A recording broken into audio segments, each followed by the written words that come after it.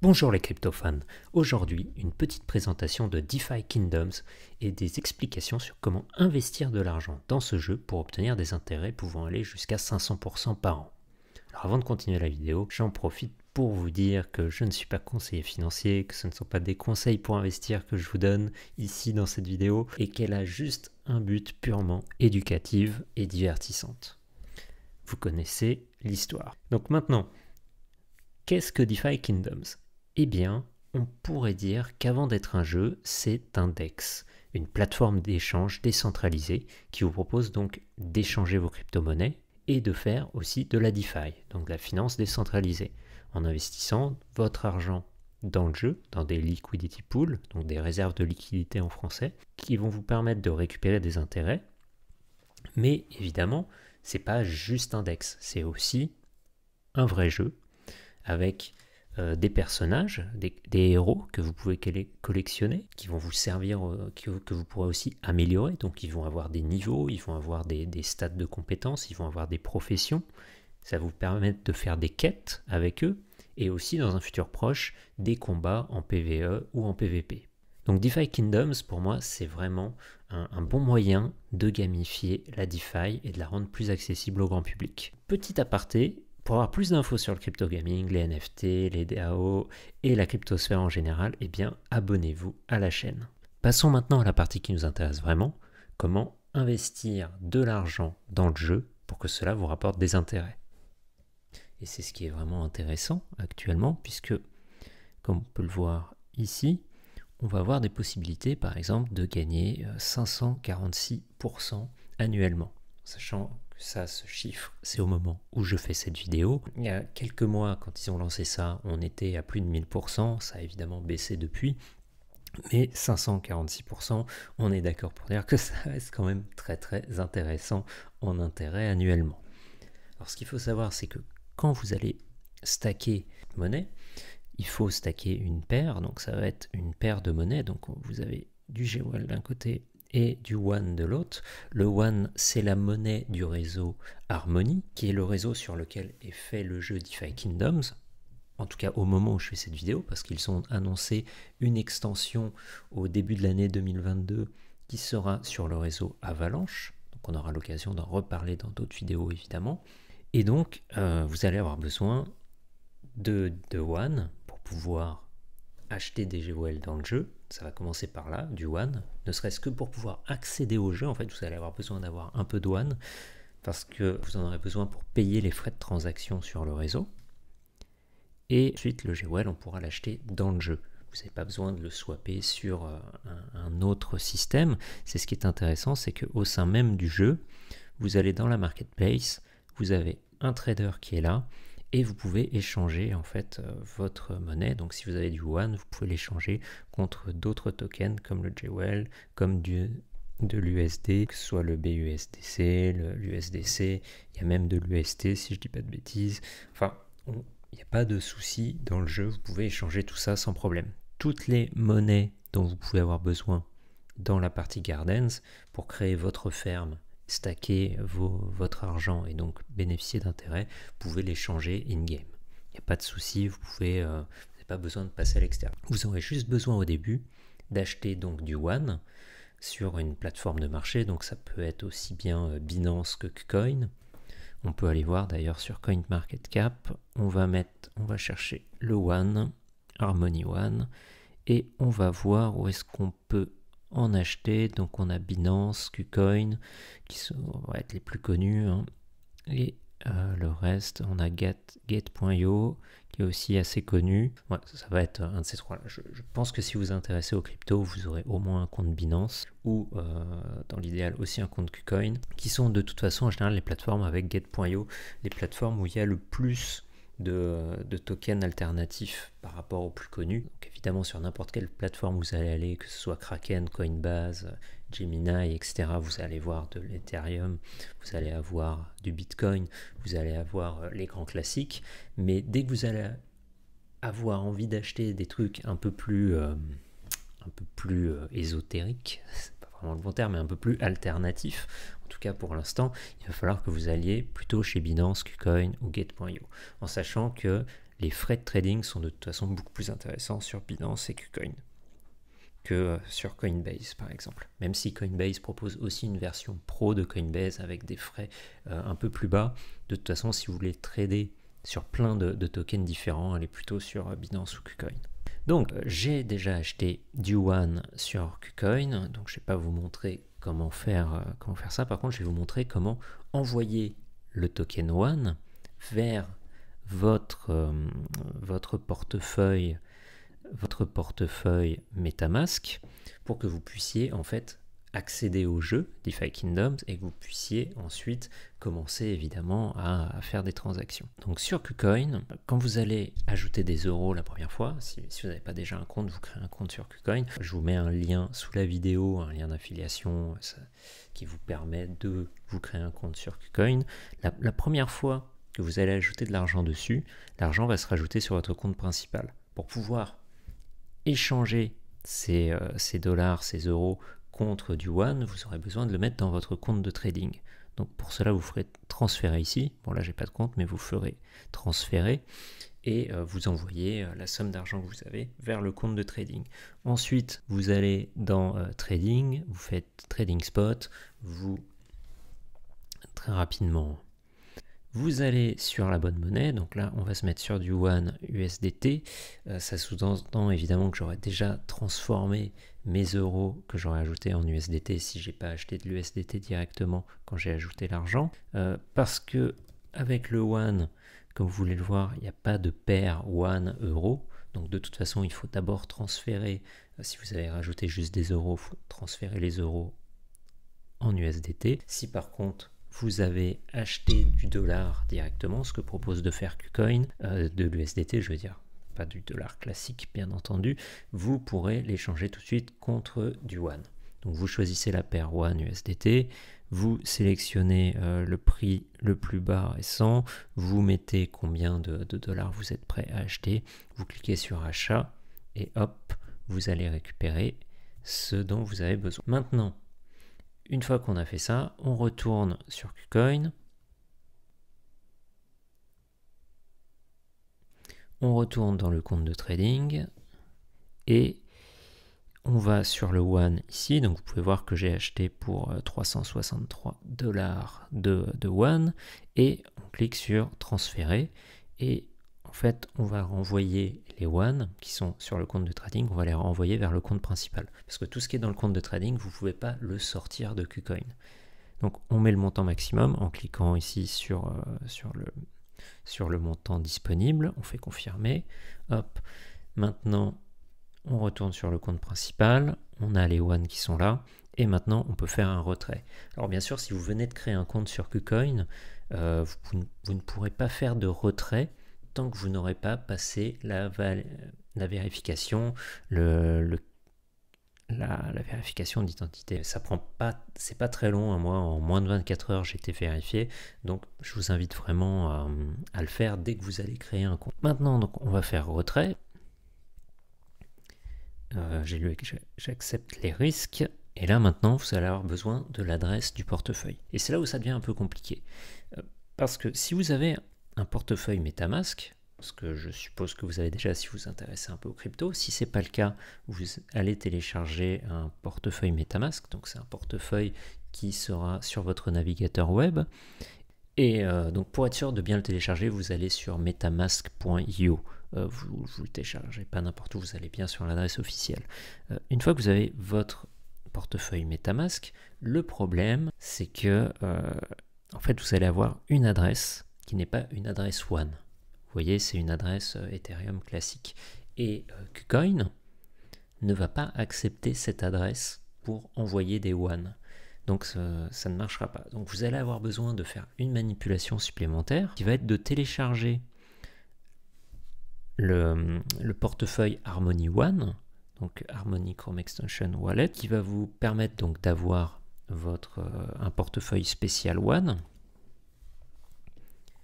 et vous allez envoyer en fait vos One depuis KuCoin sur ce portefeuille Harmony. Et ensuite, une fois que vous aurez vos One sur ce portefeuille Harmony, eh bien vous pourrez les envoyer sur votre portefeuille MetaMask. Alors, Évidemment, ça fait des petites manips supplémentaires, ça vous coûte un tout petit peu d'argent, mais en fait les frais de transaction sur le réseau One sont quasiment inexistants. C'est vraiment tout petit, tout petit, tout petit. Donc c'est pas quelque chose qui va poser problème. Donc on va faire ça. On récupère donc l'adresse du wallet qui est ici. Vous retournez dans KuCoin. On met l'adresse du portefeuille. On choisit le réseau, ça va être One automatiquement. On met le montant maximum. Donc je vais sélectionner le max en cliquant ici. Je confirme.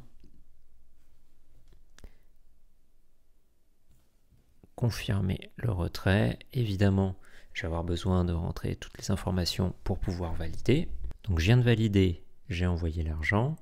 KuCoin me fait un petit bug gentil, c'est pas très important. On retourne sur Google Chrome et normalement, ça devrait arriver très très vite sur ce compte.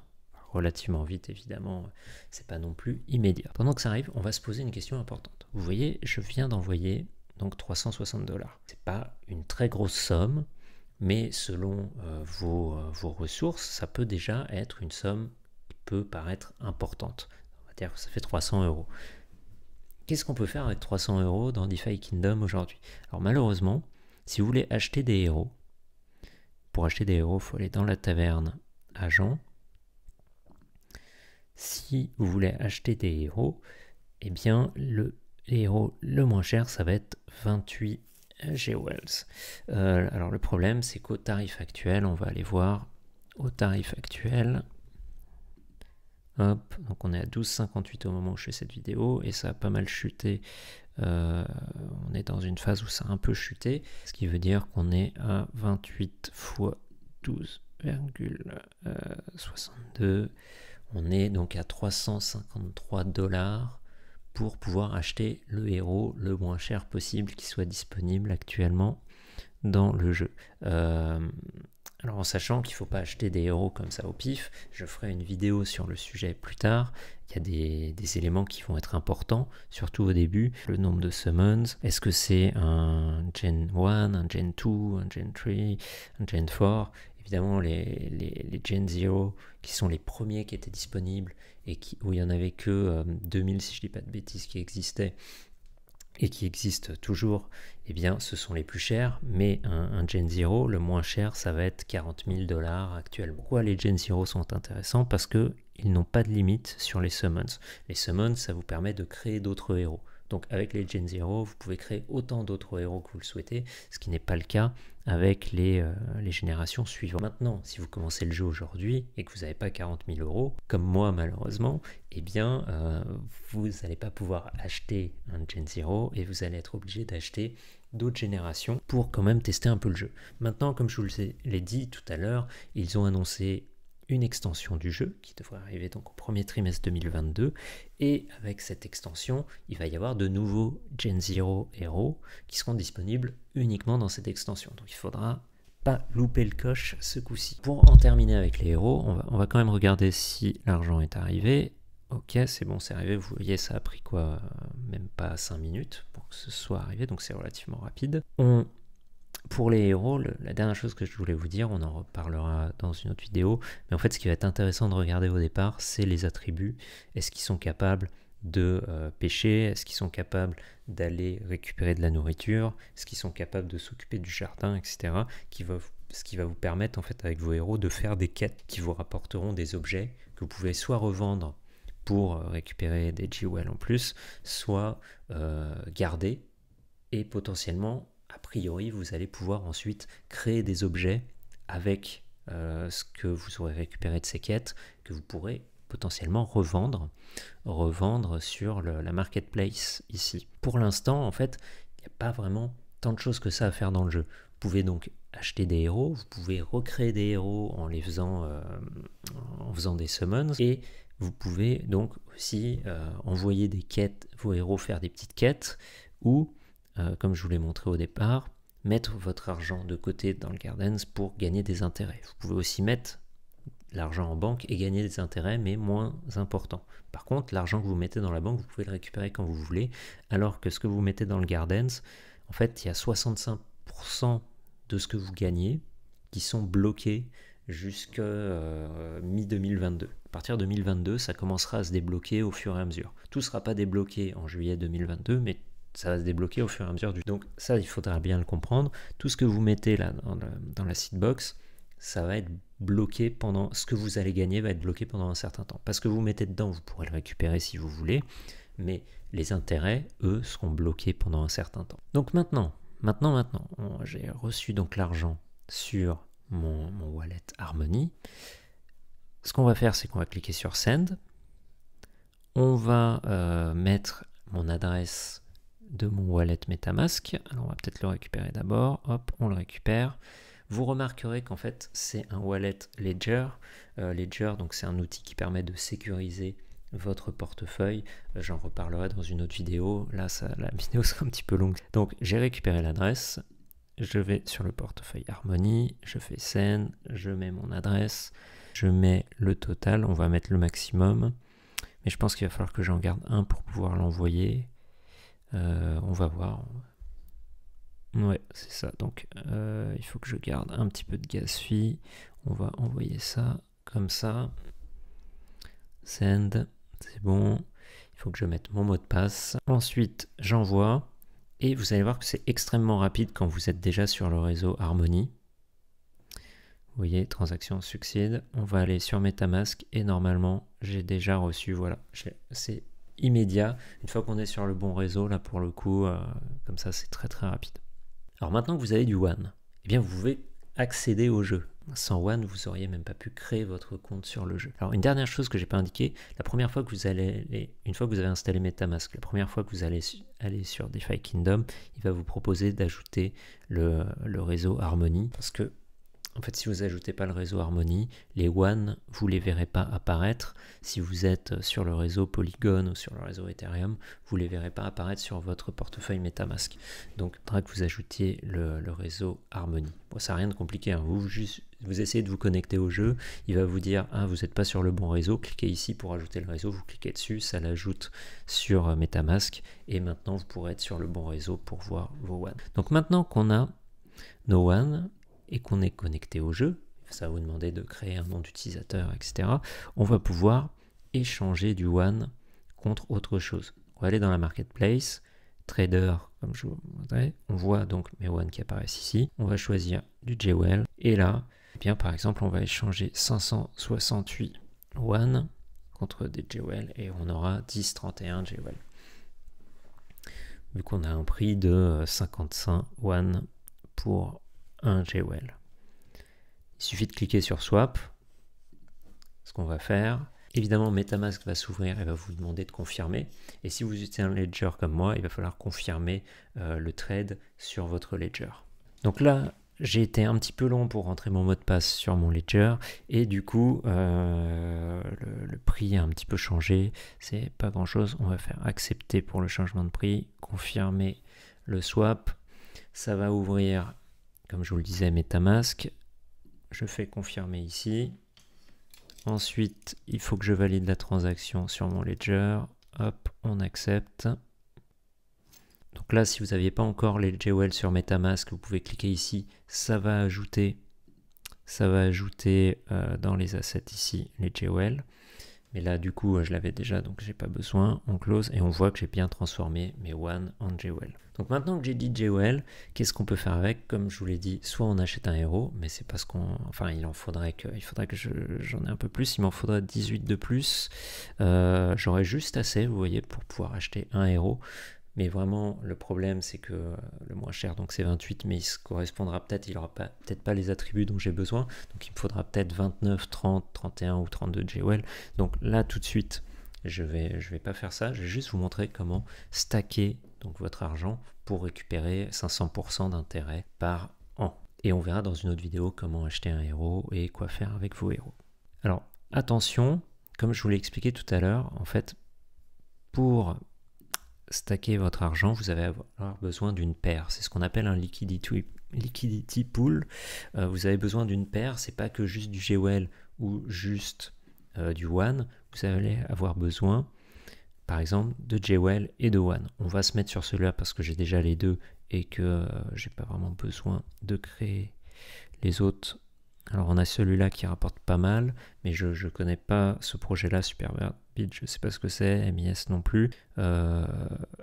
Donc 546, de toute façon c'est pas mal, je crois beaucoup au One, le JWell aussi, donc on y va. On va retourner dans la marketplace, parce qu'on a besoin donc du token du liquidity pool qui va être du JWell One, et pour choper ce token là, on retourne dans la marketplace, on va voir le druide ce coup-ci, et alors là j'ai déjà ça qui apparaît, puisque j'en ai déjà créé un petit peu hier, ce qui me permettra de rajouter d'autres choses, mais ce qu'on va d'abord faire, c'est, pour vous montrer, vous faites Create Pool, vous sélectionnez donc ce que vous voulez mettre, donc on va choisir du One et du JWell.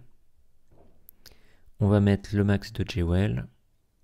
On va voir que ça va m'utiliser 566 One en même temps. C'est pour ça que vous voyez, j'ai pas changé tous les One que j'avais en JWell, parce qu'en fait, il faut mettre beaucoup plus de One que de JWell pour mettre l'argent dans le liquidity pool. Donc là, c'est bon. On fait supply, confirme, ça va ouvrir MetaMask. On voit que les gas fees sont vraiment ridicules, c'est vraiment rien du tout. Ensuite, je valide sur mon ledger. On attend que la transaction s'effectue correctement, un petit peu plus long que d'habitude, mais ça y est, c'est bon. Donc, maintenant qu'on a ça, on a nos One, on a nos JWell, enfin on a des seeds en plus.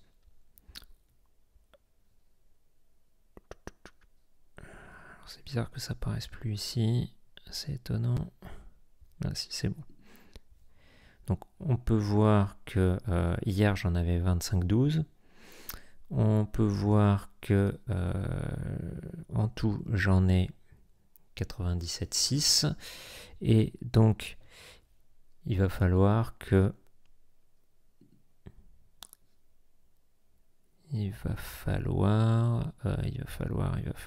que j'aille ajouter le reste. Donc pour ça on va aller dans le gardening.